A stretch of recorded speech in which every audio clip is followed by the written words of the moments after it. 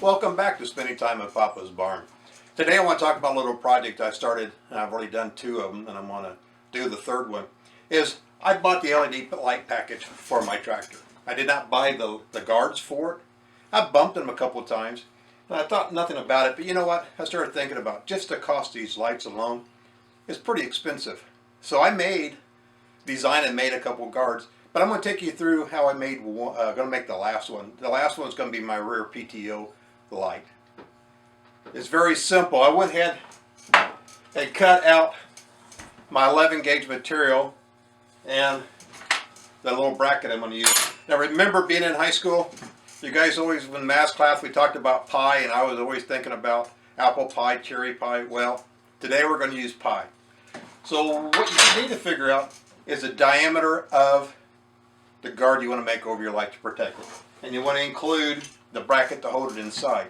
So whatever that diameter is times pi will give you the overall length. Let's talk about shop safety again. In this make, you're probably going to use your right angle grinder with a cutoff wheel. You're going to use a welder. You use a belt sander, and you're going to have to take and roll this around something or form it.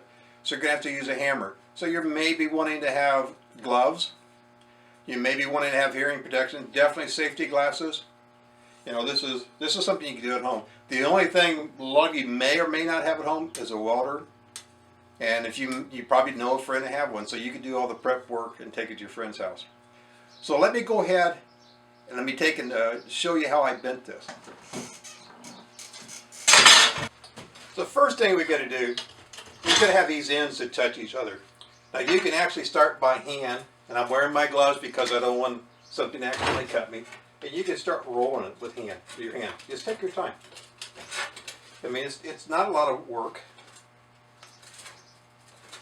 The intent is to get these 2 ends to touch. Then once they're touched, you can tack them. Then you come back in and you can finish straightening it out and rounding. Now if you wanted to, you can take, and I've got a railroad tie I'm using for an anvil. You can take your railroad tie, you can use it as a form. Take a rubber hammer or steel hammer, and you can take and tap at it around. Now there's going to be a lot of noise with me getting these ends to touch each other. So I'm going to go ahead and stop the video right now, and I'm going to go ahead and get it to that point, and I'll come right back and show you what I've got. After a few minutes, I've got it somewhat round. Notice that it is not completely round, and it's not going to be. Now if I had a sheet metal roller where I could roll it around and make it totally round, it'd be nice. I don't have one. You know, I'm just a common person. So what we're going to end up doing, we're going to put it together, and I'm either going to clamp it with a C-clamp or a cant twist clamp, and I'm going to tack weld it. Well, let me go ahead and do that, and as soon as I get that welded up, I'll come right back and I'll show you. I'm going to put it back in the system I got with the anvil, hammer, by my hand, and I'm going to try to make it round. Okay, I'm back. Looks more like a teardrop, not a circle. Well, this is where it comes in, where a little handiwork. You're going to have to take and stretch it. You're going to have to take it, hammer it, bend it,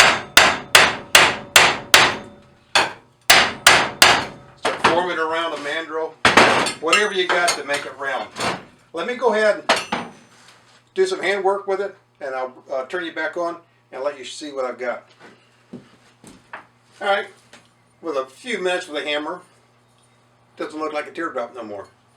Now, what I want to do with this particular one, I'm going to put my bracket back together. I took off my light, and I'm going to mount it inside. As you can see, it's big enough for that. Then I'm going to paint it, and I'm going to put it on my equipment. That's all I needed. I mean, this is a nice, easy little project. Yeah, you got some handwork to do, but, you know, go look online how much these will cost if you had to make one. Let me go ahead and drill the hole in it. Let me go ahead and paint it and mount it on my tractor, and I'll get a picture for you. But thank you for spending time with Papa today at the barn. If you like projects like this, please like and subscribe. Suggest it to a friend. Leave a comment in the comment section. Tell me things you'd like to see done in the future. Thank you. You guys have a wonderful evening.